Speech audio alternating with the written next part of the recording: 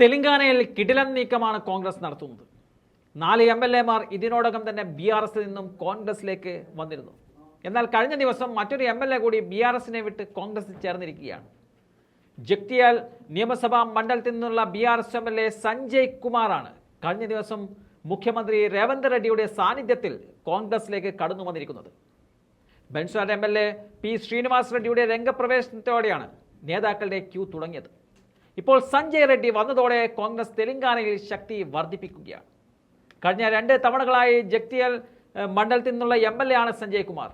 2014 തെരഞ്ഞെടുപ്പിൽ ഈ മണ്ഡലത്തിൽ നിന്നും അദ്ദേഹം മത്സരിച്ചുവെങ്കിലും കോൺഗ്രസിന്റെ ജീവൻ റെഡ്ഡിയോട് 7000 വോട്ടുകൾക്ക് അദ്ദേഹം പരാജയപ്പെടുകയായിരുന്നു.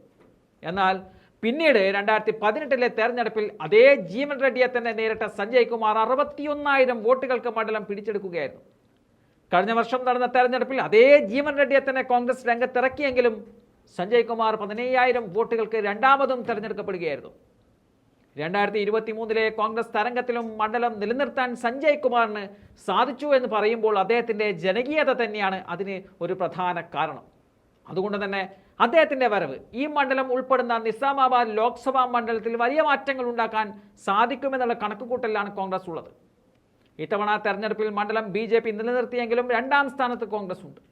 സഞ്ജയ് കുമാറിന്റെ വരവ് മണ്ഡലത്തിൽ വലിയ മാറ്റങ്ങൾ ഉണ്ടാക്കുമെന്ന് തന്നെയാണ് കരുതുന്നത്. എന്തായാലും ഈ ലോക്സഭാ തെരഞ്ഞെടുപ്പോടെ ഒരു കാര്യം ഉറപ്പിക്കുകയാണ്. 10 വർഷക്കാലം തെലങ്കാന അടക്കി ഭരിച്ച ചന്ദ്രശേഖർ റാവുവിൻ്റെ BRS എന്ന പാർട്ടി ഇനി ഓർമ്മകളിൽ മാത്രമായി മാറുകയാണ്. കഴിഞ്ഞ നിയമസഭാ തെരഞ്ഞെടുപ്പിന് മുമ്പ് തന്നെ BRSന്റെ പതനം ഏതാണ്ട് ഉറപ്പായതാണ്. എന്നാൽ ഇപ്പോൾ ആ പതനം വളരെ വേഗത്തിലാവുകയാണോ എന്നതാണ് ഇപ്പോൾ ഉയരുന്ന പ്രധാന ചോദ്യം.